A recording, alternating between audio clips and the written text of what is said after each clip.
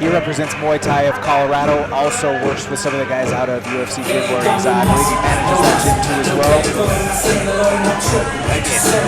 Tremendous amount of experience. He has taken on another guy who has had decades upon decades of experience, who yesterday when talking to Derric Samuels, I asked him specifically, Art, how are you able to still maintain this type of conditioning, this type of shape and performance all the way at 40? He said, in short, you got to be kind of delusional. That's part of it, but he said in turn, taking care of your body, that's obviously the thing, but some of it is the mental delusion. He said, when I turned 25, people told me, oh, I'm going to feel it at 30. When I turned 30, people said, oh, you're going to feel it at 35. Well, now I'm 40, and I still feel like I'm 25. Yeah. So some of it is the mindset that I still feel like I'm that guy that I was back then. I feel like with Derric, he's a true traditional martial artist, and he's kept his body in very good shape. Most MMA fighters and guys that aren't from the traditional martial art, we kind of wreck our bodies, and we're not doing the other stuff. But you can tell Derric Samuels has taken very good care of himself. I'm excited for this fight. I haven't seen Chris Arena fight, so I'm excited for that. I have seen Derric fight. He's very exciting, very explosive. Certainly. And Derric representing Heavy Hands, Heavy Hearts Training Center. He's going to be cornered today by Joe Trujillo, Zach Bear, as well as David Garcia. He gives credits to all of his Heavy Hands, Heavy Hearts training partners. He didn't want to isolate or mention any one person in specific. He wanted to give credit to the collective. So, again, just that martial arts mindset. Yeah, very respectful guy, and it looks like Coach Zach Hare has been very busy tonight. Yes, he's had a full day.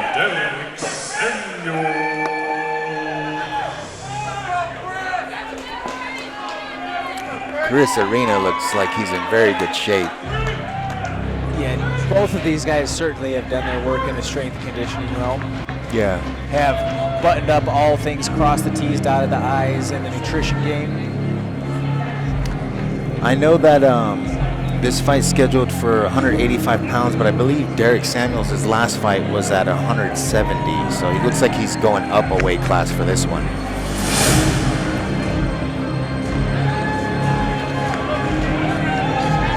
Speed against power, my friend. Speed against power. We'll see how that plays out.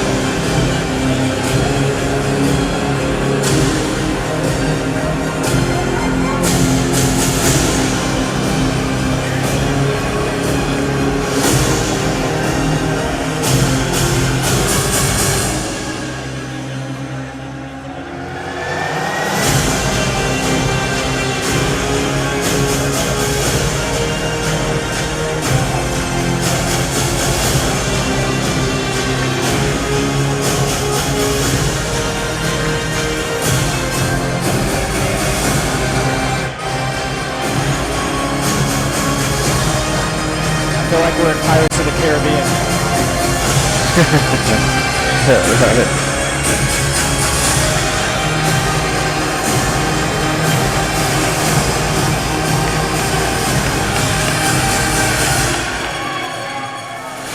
It's always great here at these Combat Club shows. Get to see so many familiar faces out in the crowd, whether it's fighters who have competed with us before or those who are on some of the highest of high levels right now in their respective careers.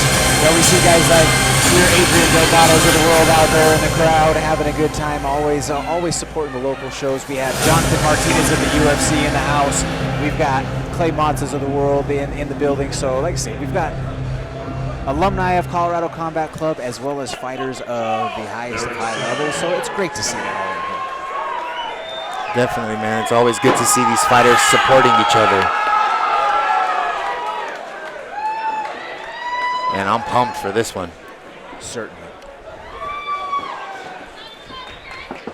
We have a professional Muay Thai fight for you right now.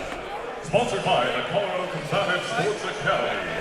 In the Hazelbrook Recovery blue corner, with a record of 1 win, no losses, standing 61 inches tall, weighing in at 186 pounds, representing Muay Thai of Colorado, Chris Arena.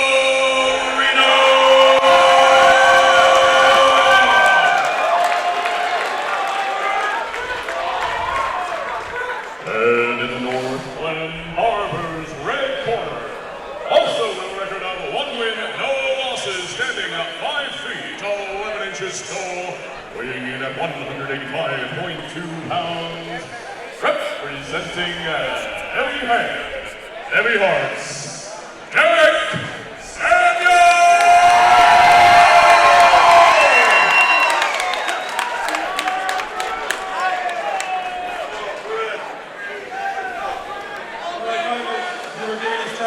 I respectfully fight within my commands at all times. Touch him up by 2 corners. Chris Arena has quads like the columns on the Greek Parthenon. Yeah, man, those things are huge.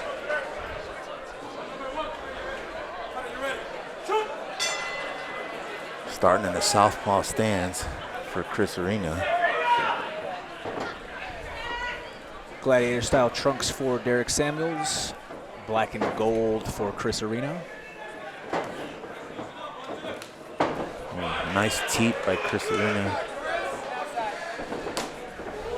Nice outside low kick from Derric.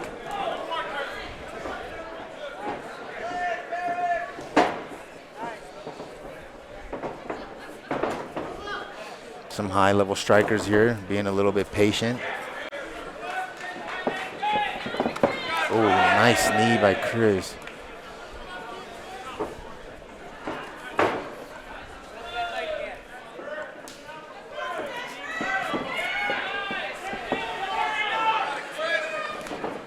Knee to the body from Chris Arena lands. Yeah. I don't think Derric wants to tie up with Chris. I mean, he's got a huge size advantage here. Yeah, he's eating a couple of knees and elbows in the process. Yeah.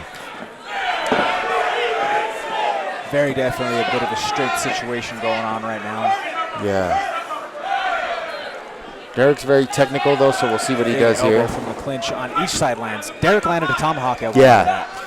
Derric's touching the body with some punches, but I think those knees from Chris are devastating. Absolutely.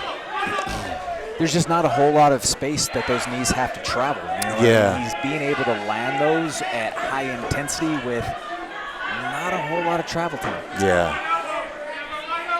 I mean, he's got some big tree trunks on him, so I'm sure those don't feel good. I think this is a fight that Derric probably wants to take into the later rounds and see if maybe Chris wears out and he can start pushing the pace on him.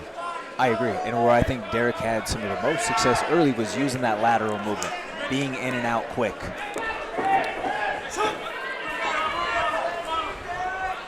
Tight space is a bad nice situation for him in this matchup. Styles make fights. Definitely. Nice jab by Derric. Switch to southpaw. He's back to ortho. Nice teep by Chris.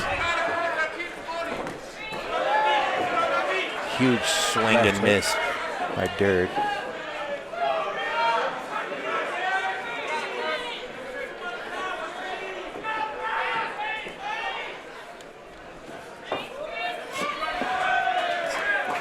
Oh, just the weight of Chris. He just could not get him off of his feet. That's a heavy leg to hold. Yeah, and you can just tell there's a huge size advantage here for Chris.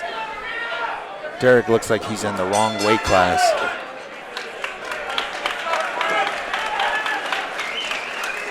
Derric's the type of guy, though, that he's going to step up to whatever, you know? Absolutely. I was about to say all props and credit to Derric because, you know, the thing is with Thai-specific fighters, there's not a lot to choose from. Once you get to their level of experience and being professionals, there's just not a lot of them stateside to be able to pull from, or that are feasible to bring in, that you're not having to spend an exorbitant amount flying someone in from South Florida or from Southern California, or maybe one of these other big hubs where there's a lot of fighters. Sometimes it's well, we got to do the best that we can to meet each other at a weight that kind of makes sense. Yeah, because definitely. there's nobody else. If you don't say yes and move up, and if I don't kind of compromise to come down a little bit and meet you there, or to find some sort of middle ground, well, then we both don't have an opponent. Exactly. And this is a situation where I'm sure Derric moved up to fight Chris, because Chris looks big. He doesn't look like he could go down any lower than this. No.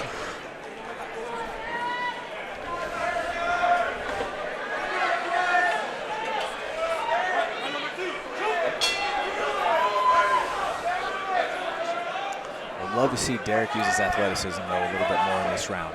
Yeah, definitely. Lateral movement, side to side, and make Chris have to move and burn some energy in the process.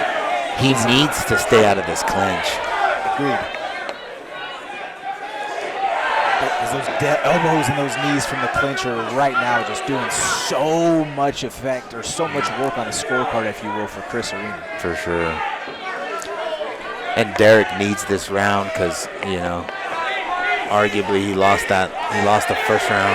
He's eating some big elbows, big knees right now. That knee to the body just hurt him. He's so tough though, he's not going down, but that definitely hurt him. And he's trying to swing his way through it, trying to throw hooks to the body. Eats another big elbow and knee in the process. Got to find a rotation to get his back off of the fence to try to clear out of this, because this is not a good spot. There he is, finally. Knee to the body hits the knockdown here for Derric.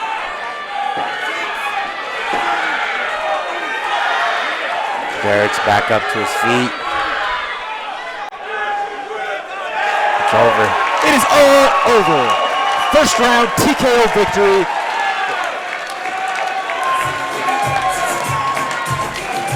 Second round TKO victory, excuse me folks, my mistake. Second round TKO victory for Chris Arena. Good work by Chris, and I mean, a lot of heart shown by Derric, and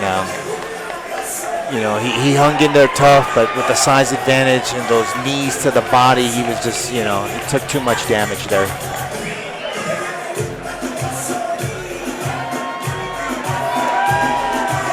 Respect though to Derric for taking the fight and moving up the weight class to make this happen.